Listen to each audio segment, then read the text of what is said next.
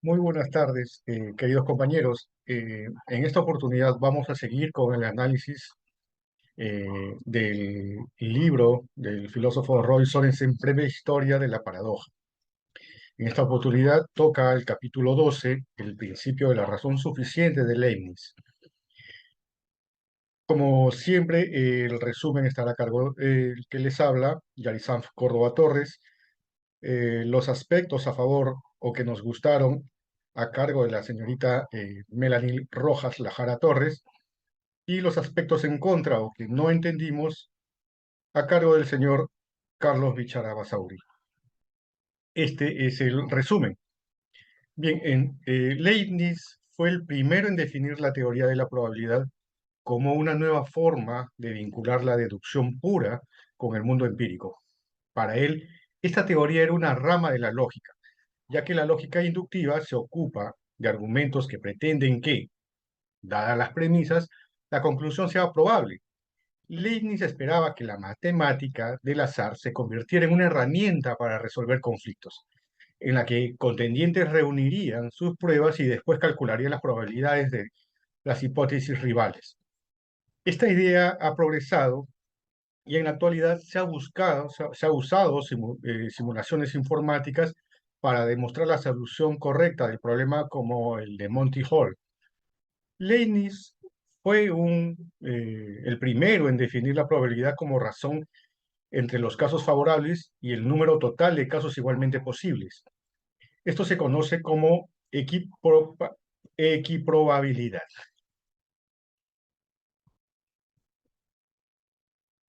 El filósofo francés Laplace consideró el concepto de equiprobabilidad como un criterio epistémico que se aplica cuando no hay razón para esperar un suceso en lugar de otro.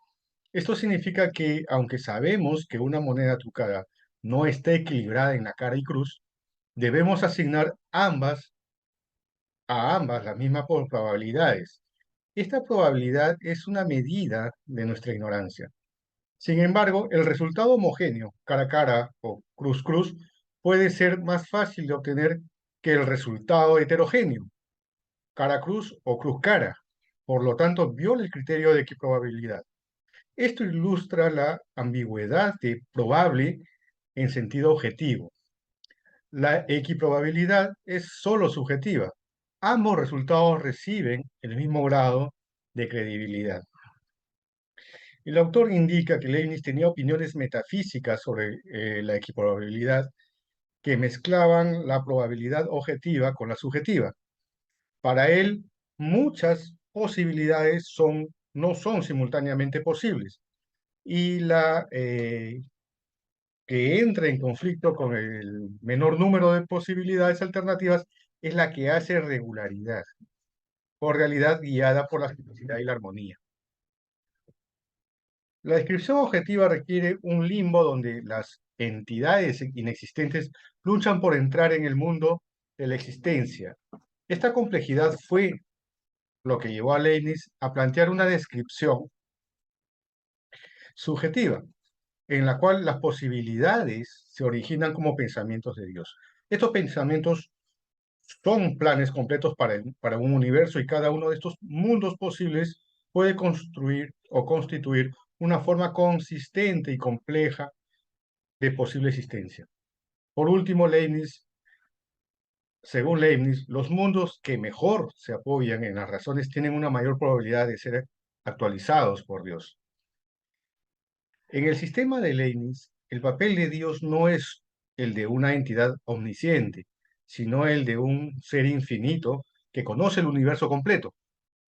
Se basa en dos principios fundamentales. El principio de contradicción, que esencialmente dice que todo lo que implica contradicción es falso, y el principio de comprensión total, que establece que cada individuo refleja a todos los demás individuos del universo.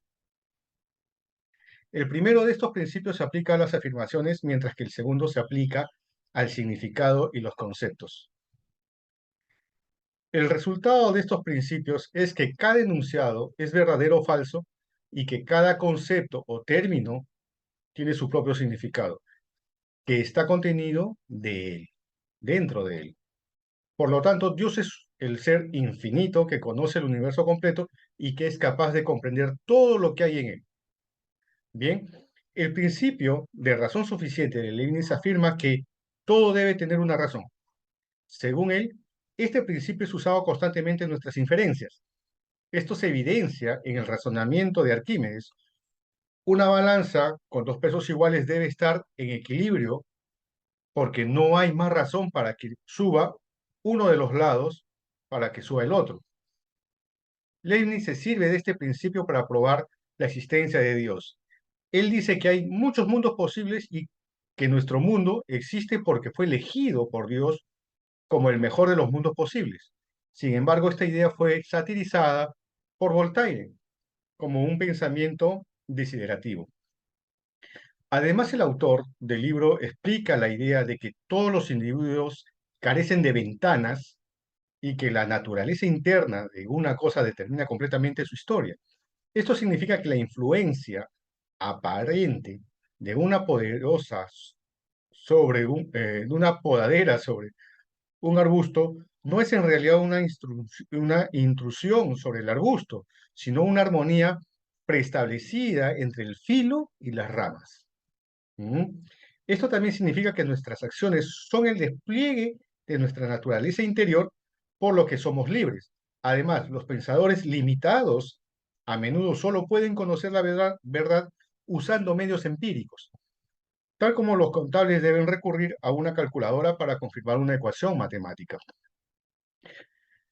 ¿Qué dice acerca de las predicciones de Leibniz? ¿No?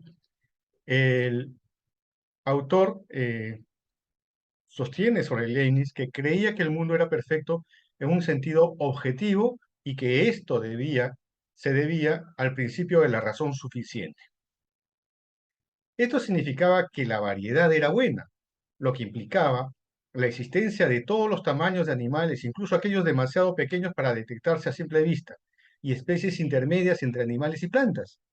Estas ideas fueron posteriormente respaldadas por Darwin, con su famoso lema "La naturaleza no da saltos". Leibniz también sugirió que la naturaleza no puede crear duplicados perfectos, ya que Dios no tendría motivo para hacerlo. Esto significaba que dos cosas indiscernibles tenían que ser idénticas, lo que descartaba la existencia de átomos. Esto también implicaba que no había dos vacíos iguales, ya que uno era indiscernible de otro. Por lo tanto, Dios no dejaría un espacio vacío sin llenarlo con alguno o algo bueno. Leibniz utilizó el principio de identidad de dos indiscernibles para tratar de salvar el principio de razón suficiente. Para eso utilizó el ejemplo del asno buridano. Fue usado esto para demostrar que el principio de razón suficiente no siempre funciona. Se plantea la pregunta de por qué el asno no elegía arbitrariamente uno de los dos fardos de heno que se le presentaban enfrente si ambos son igualmente incitantes. Lenin respondió afirmando que habría una pequeña diferencia entre estos dos fardos, pero esta solución es insuficiente porque la identidad de los indiscernibles no garantiza que la diferencia sea relevante. Leibniz admite que dos huevos pueden ser completamente similares en apariencia, pero niega que los dos huevos puedan ser completamente similares en todos los sentidos. Por otra parte, se acusa a Leibniz de exagerar la precisión de sus predicciones, ya que incluso si el principio de identidad de los indiscernibles implica que no hay dos hojas exactamente iguales, no predice que los seres humanos puedan detectar siempre esa diferencia. Científicos y Leibniz tienen la tendencia de sobreestimar la precisión que alcanza sus predicciones. Sobre la probabilidad geométrica, el conde de Buffon fue uno de los primeros en estudiar la probabilidad al descubrir que la probabilidad no se reduce a cuestiones de combinación y permutación. Esto se demostró con el juego popular de lanzar una moneda al azar sobre un suelo de baldosas iguales. Para determinar la probabilidad de que la moneda cayera dentro de la baldosa, Buffon se dio cuenta de que el centro de la moneda debía caer dentro de un cuadrado más pequeño cuyo lado era igual al lado de la baldosa menos el diámetro de la moneda. Esto marca el comienzo del estudio de la probabilidad geométrica. Buffon también resolvió el famoso problema de la aguja, en el cual se lanza una aguja al azar sobre un suelo marcado con líneas paralelas y equidistantes. El resultado de esto fue sorprendente, ya que la probabilidad de que la aguja tocara una línea es igual a 2pi. Esto ilustra la interrelación en las matemáticas, ya que el número pi, un número irracional, se encontró de forma fiable en un proceso aleatorio. Posteriormente, el matemático Lanzerini realizó 3.408 lanzamientos que dio como resultado 3,1415, cifra que no solo se desvía en 0.00003 del valor real de pi. Aunque el resultado es famoso, se trata de una cifra demasiado buena para ser verdadera y hay quienes sospechan de un error metodológico o de una falsificación.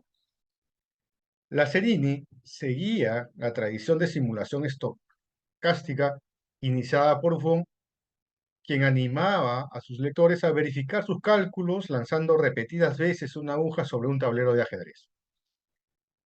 Laplace y Buffon resolvieron el problema de la aguja extendiendo el principio de inferencia a casos que implicaban un número infinito de sucesos.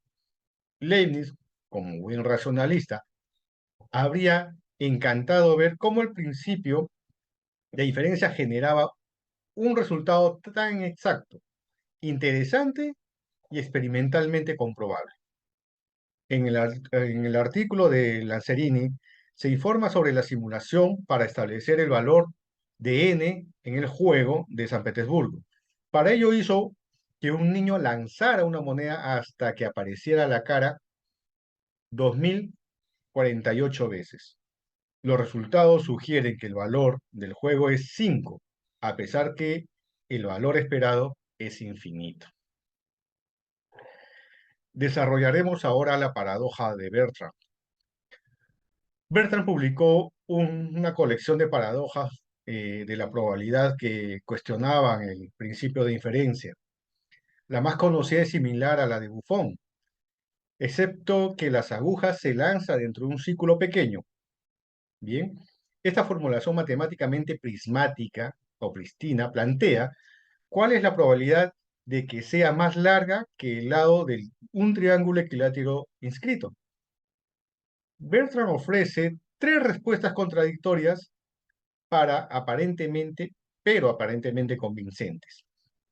Primero, la probabilidad que una cuerda sea más larga que el lado de un triángulo equilátero inscrito es 1/3, ya que 60 grados de cuerda salen del punto A, uno de los vértices del triángulo, y todas las que están dentro del ángulo BAC son más largas que los del triángulo, de sus lados.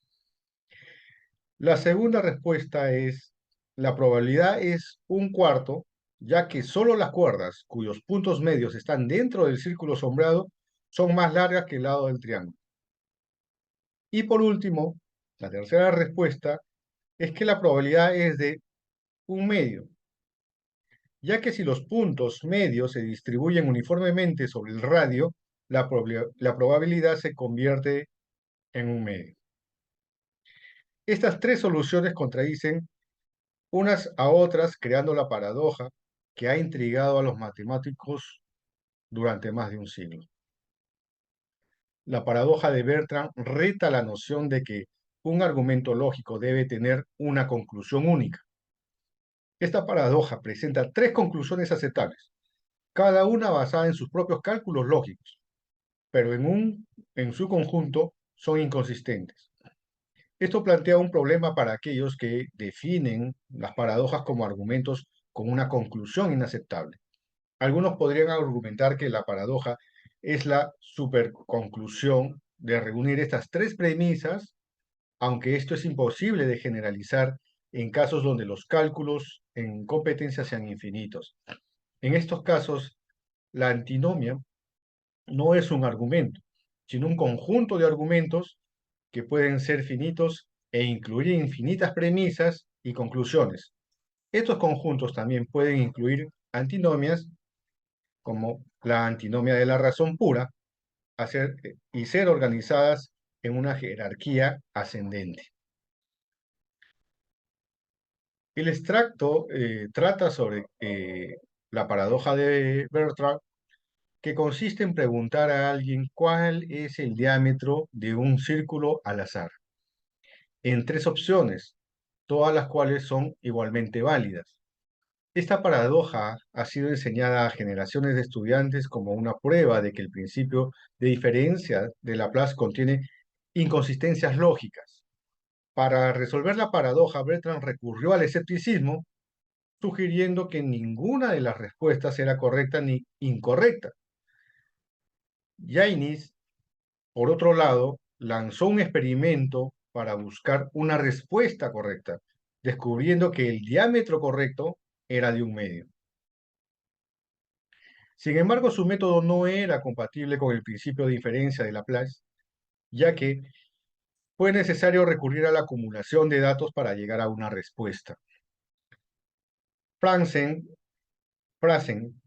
ve esto como una victoria pírrica del principio de diferencia, ya que la predicción correcta fue posible gracias a la observación y a la experimentación. Por lo tanto, Franzen cree que para comprender el conocimiento hay que limitarse a la observación y la experimentación. Hasta acá el resumen de este capítulo 12 que nos trae a análisis. Gracias.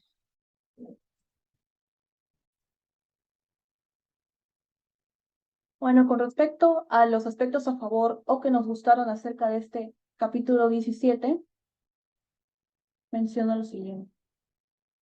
Estamos de acuerdo con la perspectiva de Leibniz sobre el principio de contradicción, la cual está definida por el autor como el principio que afirma que todo lo que implica contradicción es falso y todo lo que se pone a una contradicción es verdadero. A primera vista podría pensarse que este principio excluye a falsedades como, por ejemplo, Leibniz era secretario de la Sociedad de la Rosacruz y no era secretario de la Sociedad de la Rosacruz. Sin embargo, Leibniz considera que excluye todas las falsedades porque los enunciados siempre están formados por sujeto y predicado.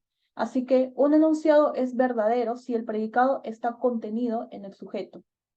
Un ejemplo de ello sería todo hombre es masculino. En este caso es un enunciado verdadero porque la definición del sujeto hombre es prácticamente ser adulto masculino. También estamos de acuerdo con la perspectiva de Van Freysen en que, pues, el principio de indiferencia pone de manifiesto el sueño racionalista de conseguir algo a cambio de nada. Coincidimos con él, con su argumento, que considera a las predicciones de Leibniz sobre el mundo empírico parecidas a las de las personas que se proclaman clarividentes, ya que muchas veces el acierto de sus predicciones es una mera ilusión. Y si se diera el caso de que alguna predicción de un clarividente posea algo de conocimiento genuino, es más que todo gracias a la confianza subrepticia en la observación y experimentación. Ahora le doy pase a mi compañero para que hable sobre el último punto, que serían los argumentos en contra o que no entendimos acerca de este capítulo 17. Muchas gracias.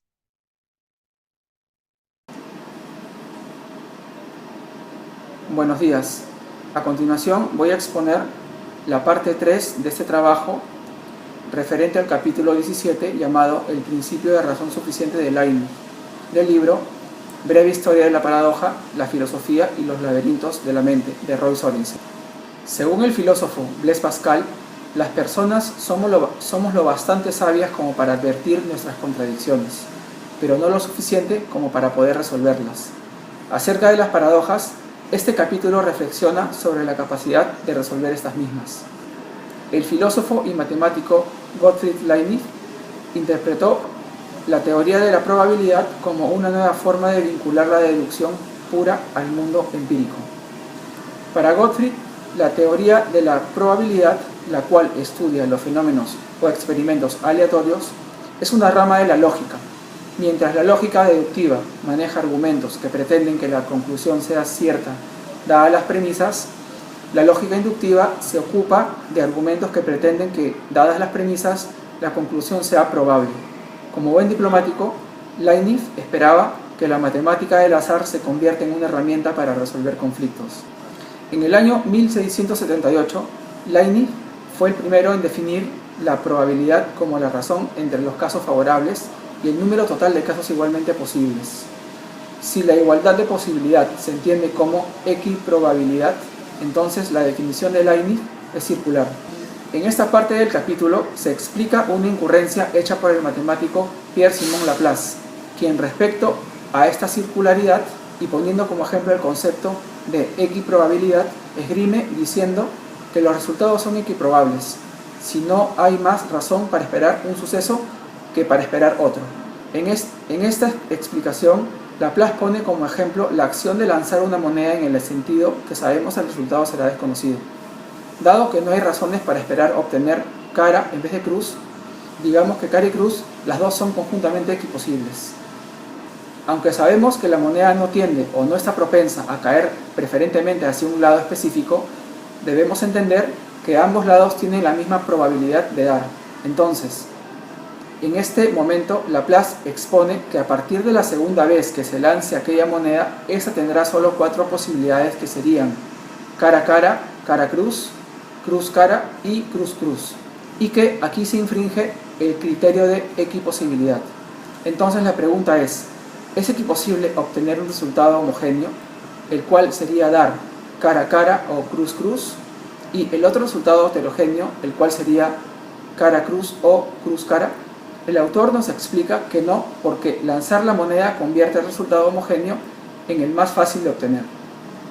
Es así que Laplace insiste en que se infringe el concepto de equiposibilidad, ya que al realizar el lanzamiento de la moneda es más fácil que se produzca el resultado uniforme, que sería cara cara o cruz cruz, que el resultado mixto, que sería cara cruz o cruz cara. Se piensa que la explicación que utiliza Laplace en el ejemplo de la moneda ilustra la ambigüedad de probable.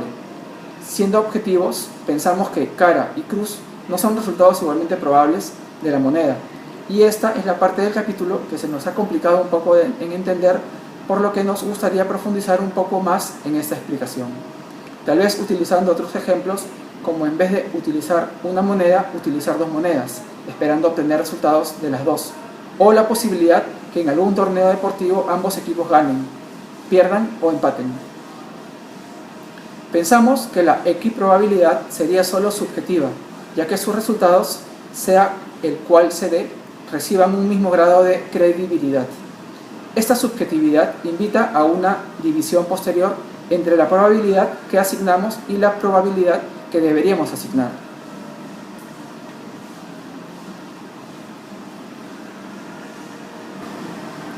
Muchas gracias. Permiso.